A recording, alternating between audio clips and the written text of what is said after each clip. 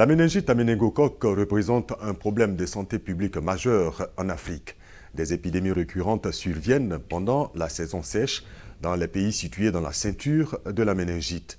Cette infection bactérienne est une cause importante de morbidité et de mortalité dans le monde selon l'Organisation mondiale de la santé.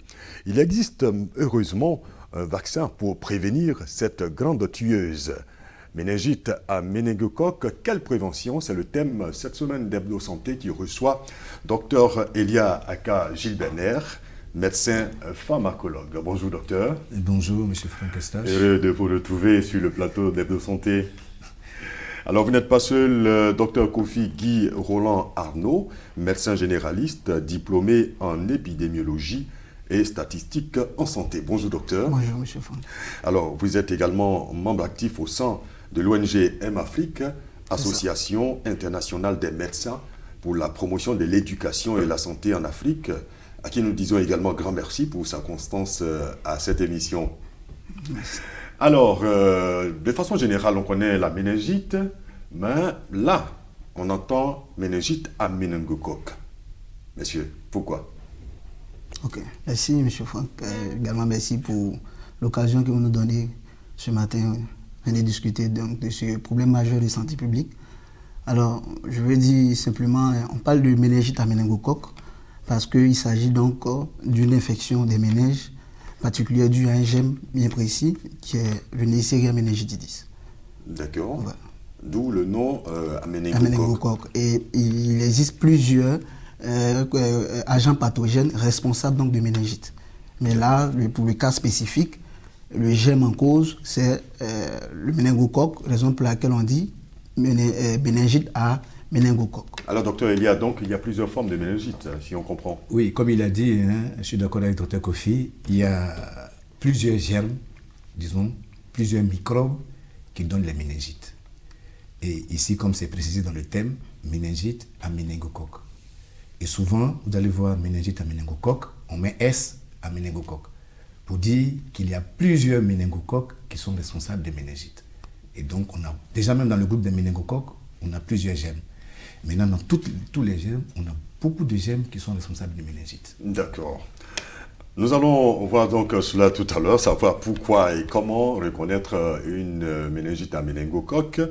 Qu'est-ce que c'est que la méningite? Quels sont les signes et comment prévenir la méningite à méningocoque? Notre équipe de reportage a donné la parole à la population et c'est dans cet élément.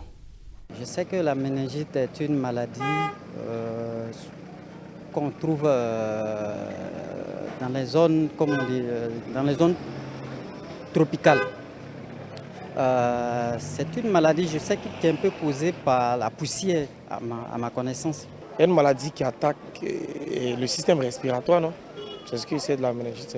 Moi, je me dis que c'est par lui. Hein. Voilà, par lui. Voilà, ça bloque les coups. Voilà, ça se manifeste à travers au niveau de la tête. Je sais que la méningite, c'est une maladie qui rend fou à la fin, quoi. Quand c'est chronique, ça rend fou et c'est dû à la poussière. Voilà, et puis bon, on conseille aussi aux fumeurs d'arrêter parce que la cigarette aussi donne la méningite, je pense. Par ma connaissance, je sais que c'est une maladie du cerveau. Bon, je crois bien. On m'a juste dit que c'est une durée de 3 jours, que ça fait 3 jours sur l'homme, je ne sais pas. Je ne sais pas hein, que c'est ça. Ça fait 3 jours. 3 jours, si tu as cette maladie, à 3 jours tu meurs. La méningite, je ne connais pas vraiment comment on contracte. Je n'ai aucune idée sur la manifestation de la méningite. Ça se manifeste soit par une infirmité hein, au niveau des jambes. Voilà, je pense que les gens ont des difficultés pour pouvoir se déplacer. Je sais que c'est une maladie souvent mortelle, mais bon, je n'ai pas beaucoup d'idées dessus. On peut contracter la méningite en respirant de la poussière. C'est que ça se contacte à travers l'air en tout cas. Je sais que il y a des vaccins contre la méningite. Moi, je suis enseignant, donc j'ai reçu le vaccin contre la méningite. Et puis, j'ai voyagé déjà. Donc, pour voyager à l'extérieur, on a besoin du vaccin contre la méningite. Mais je ne sais pas comment on contracte. Il y a des vaccins, je crois, pour ça.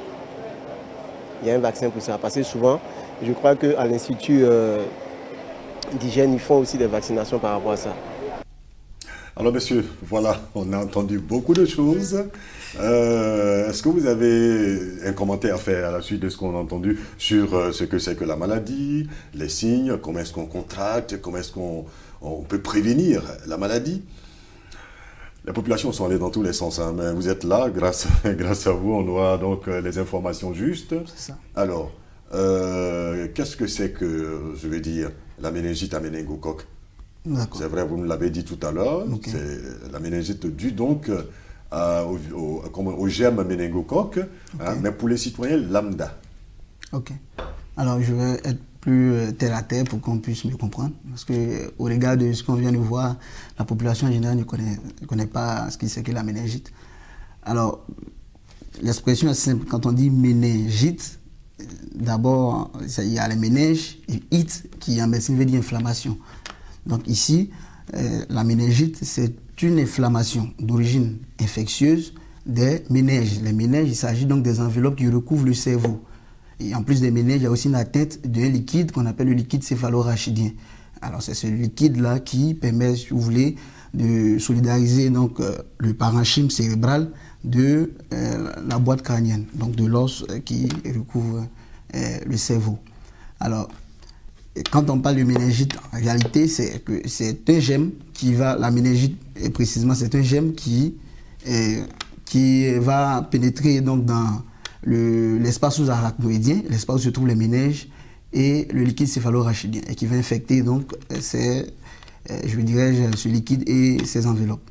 Donc, de façon générale, méningite, c'est une infection bactérienne, donc méningite, c'est une infection donc des enveloppes du cerveau et du liquide céphalorachidien. D'accord. Maintenant, méningite, il y en a plusieurs grands groupes. On a ce qu'on appelle les méningites purulentes, parce que dû à des bactéries qui produisent donc du pus, dans lesquelles nous avons donc les méningites à méningocoque, et nous avons donc des méningites à liquide clair, où on peut avoir donc des bactéries spécifiques comme la tuberculose et d'autres microbes, d'autres germes qui ne sont pas des bactéries, notamment on peut avoir des virus, on peut avoir aussi des parasites, ainsi que des champignons. Une question qui a été également posée à nos populations, comment est-ce qu'on attrape la méningite? Est-ce que c'est une maladie contagieuse? C'est une maladie qui est très contagieuse, qui se transmet par contact direct ou bien par voie respiratoire. Parce que nous sommes dans le studio actuellement, nous sommes en train de parler. Si l'un d'entre nous a une méningite, il respire, il parle, il émet des particules qu'on ne voit peut-être pas à l'œil nu. Et si on respire ces particules-là et qu'on n'est pas protégé, on peut faire la méningite. Et c'est pour ça que d'autres disent dans le micro-trottoir que ça se transmet par la poussière. Oui, c'est pas la poussière. La poussière, si la poussière ne contient pas de germes qui peut donner la méningite, on n'aura pas de méningite. C'est vrai qu'on a vu que dans certaines conditions climatiques, comme la période de l'harmattan, comme la période sèche, on a beaucoup de méningite. Or, dans la période de l'harmattan, on a beaucoup de poussière. Donc, on a beaucoup de méningite et le lien est vite fait, poussière et méningite. Et méningite. Voilà. Alors, parce qu'on retrouve les germes donc dans la poussière. Voilà. D'accord. Alors, donc vous avez parlé de la contagiosité. C'est très très contagieux. C'est contagieux. Waouh. Alors, on va voir donc comment donc se prémunir de cette maladie. On va parler tout de suite des manifestations dans le micro-trottoir également. On l'a vu. Les signes de cette maladie. D'accord. Alors, les signes, il y a deux groupes de signes, on va dire les signes fonctionnels, c'est-à-dire ce que le patient ressent et qui va l'amener à l'hôpital. On a la fièvre, une forte fièvre, 39-40 degrés de fièvre. On a des céphalées, donc des maux de tête, qui sont des céphalées particulières parce que ce sont des céphalées qui sont réveillées ou bien qui sont aggravées par le son, par des bruits. Donc, c'est dit qu'il s'agit de céphalées avec sonophobie. Il y a donc ces céphalées sont également aggravées par la lumière. Donc quand l'individu regarde la lumière, ça augmente ses maux de tête. Donc les céphalées sont dites dans ce cas de figure photophobie, associée donc à des vomissements et une constipation qui n'est pas cette constipation n'est pas constante. Donc chez certains individus, on peut ne pas avoir de constipation. Une fois que le patient il est à l'hôpital, il y a des signes physiques qui nous médecins permettent donc de penser fortement donc à une méningite. Donc c'est un individu qu'on va retrouver une raideur de la nuque, donc la nuque est raide, avec des signes typiques et nous on appelle le signe de Koenig et le signe de Brudzinski. Donc on va essayer de surélever, de fléchir le cou, on va fléchir la tête sur le tronc, sur la poitrine, ça va arriver une douleur et l'individu va fléchir systématiquement le membre inférieur. On fait le contraire en soulevant le membre inférieur vers le tronc et il y aura une flexion donc de la jambe sur la cuisse qui va se faire voir. Alors, lorsqu'on voit ça chez un individu, je vais dire adulte, ou bien chez le grand enfant. Mais par contre, chez le plus petit, par exemple chez le nouveau-né, bien sûr, les yeux des méningites chez le nouveau-né. Chez le nouveau-né, on va voir que c'est un enfant qui pleure beaucoup, qui a du mal à s'alimenter. Également au niveau de sa fontanelle, donc ce qu'on a l'habitude de dire... il a la fontanelle. La fontanelle, là, voilà, on va voir que la fontanelle est vraiment bombée. Voilà, la fontanelle est bombée. Et l'enfant va présenter aussi des convulsions. Voilà, ce qui fait que dans notre domaine, tout enfant qui convulse et qui fait la fièvre doit être sujet donc d'exploration. Il ne faut pas penser forcément à un paludisme grave ou bien à autre chose. Les mères ont tendance à dire c'est oiseau, mais c'est autre chose que ça.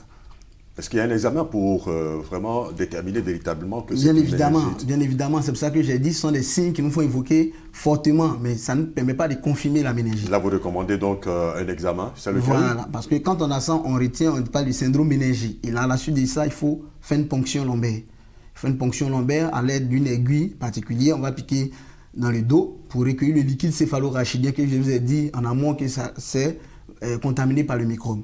Et c'est à partir de ce liquide-là, déjà quand on regarde ce liquide, l'aspect de ce liquide déjà nous oriente vers une méningite purulente, parmi lesquelles nous avons donc la méningite à méningocoque. Donc l'examen au laboratoire, l'examen bactériologique au laboratoire va identifier le germe et va nous permettre de confirmer la méningite à méningocoque. Une fois que c'est confirmé, est-ce qu'il y a un traitement, Dr Elia? Oui, d'abord, avant de continuer, j'aimerais ajouter ce qu'il a dit. Et généralement, nos mamans, quand elles voient un enfant, surtout les tout petits, avec une fontanelle bombée, elles savent déjà à peu près de quoi il s'agit. Elles se disent que l'enfant doit avoir certainement une méningite et elles courent rapidement à l'hôpital pour les mamans qui sont habitués.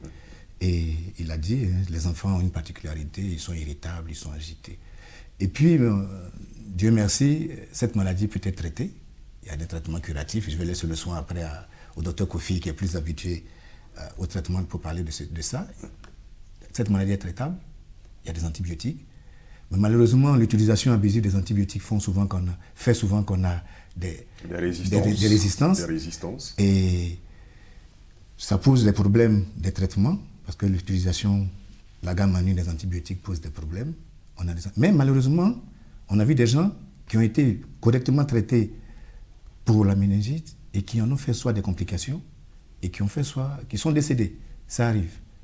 Donc il y a un traitement et là, comme je dis, je laisse le soin. Docteur Kofi, est-ce qu'on peut guérir d'une méningite? Bien évidemment, on peut guérir d'une méningite. Alors, il faut dire que le traitement est de deux ordres. Il y a le traitement curatif et le traitement préventif. Alors, le traitement curatif, il va s'agir de prescrire des antibiotiques, mais bien sûr, ça se fait en milieu hospitalier. Il faut hospitaliser le patient et lui administrer des antibiotiques. Alors, le pronostic, je vous l'ai dit, il est bon quand le malade consulte tôt et qu'on n'est pas encore à la phase d'aggravation. Parce que vous pouvez avoir l'individu qui vient déjà où le tableau clinique est déjà aggravé. Il vient déjà dans un coma. Et ça, le traitement va se faire dans un service de réanimation. Voilà. Donc, la base du traitement, c'est l'administration des antibiotiques efficaces qui diffusent bien dans cet espace-là où se trouve le microbe, afin donc de détruire définitivement ce microbe. Alors vous l'avez souligné, Dr Elia, oui? Oui, et juste pour ajouter qu'il y a un trépied qu'il faut retenir. La première chose, c'est la surveillance de la maladie. Il faut surveiller les cas pour détecter les cas de méningite. Donc une surveillance efficace. La deuxième chose, c'est la prise en charge des cas. Il faut prendre en charge les cas correctement pour éviter des complications et les décès. Et la troisième chose, c'est la prévention. La prévention, c'est la vaccination. C'est vrai qu'il y a des mesures générales de prévention, il faut isoler le malade, on ne va pas s'étendre sur ça, mais c'est la vaccination qui est le meilleur moyen de prévention. Et il y a des vaccins qui existent, et on a différents groupes de vaccins qui permettent de prévenir cette maladie qui est tueuse, qui peut tuer, comme je dis, vous voyez un enfant qui se lève le matin, qui est en train de jouer, et à moins de 12 heures, l'enfant tombe, si on ne prend pas garde, l'enfant peut mourir. Aussi rapidement? Aussi rapidement. D'accord. Aussi rapidement. Et même, bon, comme je disais, on a des complications qui peuvent, dans certains cas, arriver jusqu'aux amputations. Ah, les complications de la méningite, hein. Oui. Non traitées ou maltraitées ou Non pas traitées. maltraitées, pas traitées. Parce que le docteur Guy l'a dit, oui. il faut donc venir très tôt. Oui. Très tôt, donc, la prise en charge doit se faire rapidement. Rapidement. Voilà. D'accord. Donc, la méningite, lorsqu'une fois que ça se déclare, c'est irréversible. Non, c'est pas irréversible. La personne, si elle est prise en charge correctement, il n'y a pas de problème. La personne peut être prise en charge dans un milieu hospitalier. Il a dit, on ne va pas le faire en traitement ambulatoire. C'est-à-dire que la personne qui a la méningite, on ne va pas la laisser à la maison. On l'emmène en milieu hospitalier. Il y a des antibiotiques qui existent. Il y a une prise en charge, comme j'ai dit, la surveillance, la prise en charge adéquate des cas. Et puis, autre chose, la prévention. La prévention, bon, ça dépend des politiques, hein. Je sais qu'en Côte d'Ivoire, l'Institut Pasteur, le service de bactériologie est contre l'antibioprophylaxie. C'est-à-dire qu'on s'est dit, quand quelqu'un autour de soi a un cas de méningite, on donne des antibiotiques à ceux qui sont autour. Et comme je sais que ce service-là lutte beaucoup pour les résistances, ils ne sont pas pour ce type d'antibioprophylaxie parce que c'est la porte ouverte à tout traitement antibiotique. Parce que ce n'est pas tous les antibiotiques qui peuvent passer la barrière dont il a parlé tout à l'heure. Parce qu'il faut que la barrière, le médicament puisse entrer à l'intérieur du liquide céphalo-rachidien, aller circuler et soigner la personne. Donc, d'où le rôle de la vaccination pour éviter d'arriver à ces complications et au décès. Justement, c'est le thème donc de cette émission méningite à méningocoque. Quelle prévention? Alors, nous en parlons donc, vous nous avez dit qu'il y a une gamme de vaccins. Oui. D'accord. Disons que, bon, pour faire un peu d'historique, hein, la vaccination date depuis 1969, ensuite il y a eu des dates clés, 1975, 1981, bon, où on a mis, disons, le premier vaccin tétravalent. Tétravalent, ça veut dire quoi? 4 souches. Je vous ai dit tout à l'heure, en début, qu'on a beaucoup de méningocoques. On a beaucoup de méningocoques, mais on a 6 qui sont responsables de pratiquement 80% des maladies. C'est le A, le C, le B, le W, l'X et Y. Ça porte les noms des lettres de l'alphabet. Mais dans nos pays, le cas qu'on connaissait le plus, c'est le A. Et c'est le A qui est le plus épidémique. On voyait, pour ceux qui ont un peu plus d'histoire au niveau de la maladie, il y avait des grosses épidémies de méningite au Mali, au Burkina Faso. Et c'était la forme A. A. Et juste une information, il y a ce qu'on appelle, vous avez dit dans votre introduction, la ceinture de la méningite. Tout à fait. Cette ceinture est spécifique à l'Afrique. C'est la ceinture africaine de la méningite. Elle part de l'ouest du Sénégal pour aller à l'est, à l'Éthiopie. Et comme disent certains, cette ceinture a des bretelles maintenant. Parce qu'il y a des pays qui n'étaient pas concernés, qui sont entrés dans la ceinture. Donc c'est comme si c'était les bretelles de la ceinture. Et la Côte d'Ivoire est concernée seulement pour le nord de la Côte d'Ivoire. Et donc face à ce A, avant on utilisait le vaccin bivalent, c'est-à-dire qu'il était contre 2 souches de méningo, le A et le C. Mais c'est des vaccins qu'on appelle, dans notre jargon, polysaccharidiques. Ça veut dire quoi? Les polysaccharidiques, vous avez la bactérie, et dans cette bactérie, il y a une capsule qui entoure la bactérie. Et cette capsule est remplie de sucre. Et ce sont les sucres qu'on appelle les oses ou les polysaccharides. Donc on prend une partie de cette capsule pour fabriquer le vaccin. Mais c'est des vaccins, excusez-moi, qu'on ne peut pas utiliser chez l'enfant avant l'âge de 2 ans. Or, les cas de méningite avant de 2 ans sont multiples. Donc chez les enfants de 2 ans, de moins de 2 ans, il n'y a pas de vaccin? Non, pour les méningocoques. Les méningocoques? Oui. D'accord. Sinon, il y a un vaccin qui est dans le programme national de vaccination qu'on appelle Hémophilus influenzae de type B, qui donne aussi des méningites. Mais on l'utilise à partir de 6 semaines. Donc, pour les vaccins polysaccharidiques, comme je disais, qui sont fabriqués uniquement à partir de la capsule, qui sont des sucres, on ne peut pas les utiliser avant l'âge de 2 ans. Qu'est-ce qu'on a fait? On est passé des 2 souches AC à 4 souches A, C, W, Y, mais qui sont toujours des polysaccharidiques. Qui sont toujours des polysaccharidiques. Et pour pouvoir utiliser ces vaccins chez les enfants, on a fait dans le domaine de la vaccination ce qu'on appelle la conjugaison. On a conjugué le vaccin. Ça veut dire quoi? Qu'on a pris le polysaccharide, donc de la capsule, on a ajouté une protéine, donc une autre molécule, une autre substance qui est ce qu'on appelle, qui vient de l'antigène du tétanos ou de l'antigène de la diphtérie. Donc, c'est la natoxine tétanique. Donc, on a pris la protéine du tétanos ou la protéine de la diphtérie qu'on a ajoutée à cette capsule. Donc, ce vaccin polysaccharidique devient un vaccin polysaccharidique conjugué. Ce qu'on a aujourd'hui. Ce qu'on a aujourd'hui. Mais les deux vaccins existent. Hein. Les deux vaccins. Et c'est ce vaccin-là, polysaccharidique conjugué, qu'on a utilisé au Burkina, au Mali, qu'on utilise maintenant en Côte d'Ivoire. Mais malheureusement, il ne lutte contre la souche que contre la souche A. Seulement. Mais il est efficace. Il est efficace, puisqu'aujourd'hui, au Burkina, on ne parle plus de méningite A. Mais malheureusement, comme dirait l'autre, la nature a horreur du vide. Donc les autres souches sont en train d'émerger. Oui. Donc on voit beaucoup plus de W, on voit beaucoup plus de X, on voit des cas de Y, on voit des cas de C, mais on ne voit plus de cas de A. Donc il y a des pays qui recommandent, même l'OMS dit, il recommande aux gens d'utiliser le tétravalent. Parce que le maximum qu'on a aujourd'hui, c'est le vaccin tétravalent conjugué, qu'on peut utiliser chez les enfants avant l'âge de 2 ans. Et l'avantage des vaccins conjugués, dans le cas de la méningite, un gros avantage, c'est sur le portage. Ça veut dire quoi?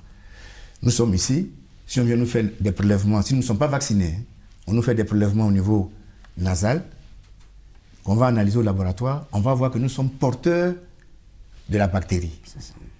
Mais nous ne faisons pas la maladie. Donc, le vaccin conjugué permet de réduire ce portage-là. Donc, si moi j'ai utilisé un vaccin conjugué, vous avez utilisé un vaccin polysaccharidique qui n'est pas conjugué. Si nous deux nous sommes en train de parler, moi je n'ai plus la bactérie. Donc je ne peux pas le contaminer s'il n'est pas vacciné. Mais vous portez, malgré que vous soyez vacciné, vous ne faites pas la maladie, mais vous portez la bactérie. Donc vous pouvez le contaminer. D'accord. Et c'est l'avantage du A conjugué. C'est pourquoi aujourd'hui, par exemple, au Burkina, on ne parle plus de méningite. D'accord. Donc les pays aujourd'hui, comme j'ai dit, utilisent. Et ces vaccins tétravalents conjugués sont présents dans nos pays, sont présents en Côte d'Ivoire. Et à partir de quel moment on les fait? Et comment est-ce qu'on les fait? Bon, c'est vrai qu'on parle dans une émission au grand public, on ne va pas leur donner tout, mais il y a un schéma de vaccination. Un schéma de vaccination. Voilà. D'accord. Donc il faut aller dans le centre de santé. Il faut aller contacter un médecin. En Côte d'Ivoire, on a par exemple l'INHP, l'Institut d'hygiène. Ou bien médecin. Voilà, le docteur Kofi qui est là, il peut recevoir un médecin, un malade, et puis lui prescrire le vaccin conjugué tétravalent. D'accord. Alors, docteur Kofi, au niveau d'Afrique, est-ce que vous avez déjà mené des actions contre cette maladie? Vous avez, je veux dire, sensibilisé la population sur la vaccination? Oui, bien évidemment. En plus de la sensibilisation, nous sommes allés mener des actions concrètes. En 2016, nous étions à Niamey, en zone périurbaine, on a mené une campagne de vaccination, mais là, qui ciblait un peu les enfants. Donc, environ 500 enfants étaient vaccinés. D'accord. Voilà, donc il s'agissait donc d'une vaccination gratuite. D'accord. Alors donc on va terminer avec vous. Pour vous, docteur Kofi, le meilleur moyen de prévention de la méningite à méningocoque, c'est laquelle? Bien évidemment, c'est la vaccination. Il faut se faire vacciner. Et voilà, en fait, je vais dire aussi les sujets qui ressentent vraiment ces symptômes-là que nous venons d'écrire tout à l'heure, qui se rendent le plus tôt possible à l'hôpital. Parce que c'est à partir donc d'un sujet porteur que nous avons la possibilité que la maladie peut se transmettre. Parce que ce qu'on n'a pas pu dire en amont, c'est qu'en fait, c'est une transmission interhumaine. Voilà, c'est d'homme à homme. Donc c'est parce qu'il y a un individu qui porte la bactérie qu'à partir donc des gouttelettes de fuge, à partir donc des sécrétions nasales, le microbe peut atteindre l'autre individu. Voilà, donc il est important d'abord de se faire soigner correctement et secondairement de se faire vacciner quand on n'a pas encore la maladie. D'accord. Voilà. À côté de la vaccination, il n'y a pas d'autres moyens? C'est ce que le docteur lui disait, les autres moyens vraiment n'ont pas démontré leur vraie efficacité. Sinon, il est dit que lorsque vous êtes proche d'un sujet porteur, si par exemple je suis à l'hôpital, j'ai peut-être ma femme qui a atteint de la méningite et que je suis proche d'elle, on me demande de faire ce qu'on appelle une chimioprophylaxie. Donc de prendre des médicaments, des antibiotiques spécifiques pour éviter que je contracte la maladie. Voilà. Mais encore là, l'efficacité reste encore peu quand même intense parce que il y a, comme on vient de dire, il y a plusieurs souches. Voilà, plusieurs souches. On a parlé des 6 souches. Donc il est vraiment important de se faire vacciner. D'accord. Et comme docteur Elia l'a dit, moins de 2 ans, il n'y a vraiment pas de vaccin. Le vaccin polysaccharidique ne peut pas être utilisé avant l'âge de 2 ans. D'accord. Mais quand on l'a conjugué, on peut l'utiliser avant l'âge de 2 ans. Quand c'est conjugué. Quand c'est conjugué. D'accord. Et aujourd'hui, il y a des vaccins contre la méningite qui commencent à l'âge de 1 mois. D'accord. D'autres qui commencent à 9 mois. D'autres qui commencent à chose. Et l'avantage, disons, des vaccins conjugués, c'est qu'on n'a pas besoin de faire des rappels tous les 3 ans. Alors que les polysaccharidiques, le AC qu'on connaît, on est obligé de faire des rappels tous les 3 ans. Et ces rappels tous les 3 ans peuvent avoir un effet négatif, même sur l'effet du rappel. C'est comme disent les Anglais, ils appellent ça un booster. Donc, je booste votre immunité. Je vous ai vacciné une première fois, je booste votre immunité pour pouvoir l'amener à un certain niveau. Mais le fait de faire des rappels avec les polysaccharidiques tous les 3 ans, on peut ne pas atteindre ce niveau-là. Alors que les conjugués ne sont pas dans ce cas. En tout cas, merci infiniment, docteur, d'avoir été là. On retient que la méningite à méningocoque peut être, prévenue avec beaucoup de moyens. La vaccination, par exemple. Et grâce à vous, donc, nos populations pourront se rendre compte que cette maladie n'est pas une fatalité, malgré que la Côte d'Ivoire soit située dans la ceinture de la méningite en Afrique. Il y a bien d'autres pays. Il faut se renseigner donc dans votre pays. En Côte d'Ivoire, c'est l'INHP où on peut donc faire la vaccination contre la méningite à méningocoque. Merci infiniment, docteur Eliaka Gilbert. Je rappelle que vous êtes médecin pharmacologue. Merci d'être venu. Merci. Merci également à vous, docteur Kofi Guy Roland. Vous êtes médecin généraliste, diplômé en épidémiologie et statistique en santé. Merci. Je rappelle que vous êtes de l'ONG M-Afrique. Merci en tout cas à l'Association internationale des médecins pour la promotion de l'éducation et la santé en Afrique. Je vous retrouve la semaine prochaine pour un autre numéro d'Hebdo Santé. Portez-vous bien.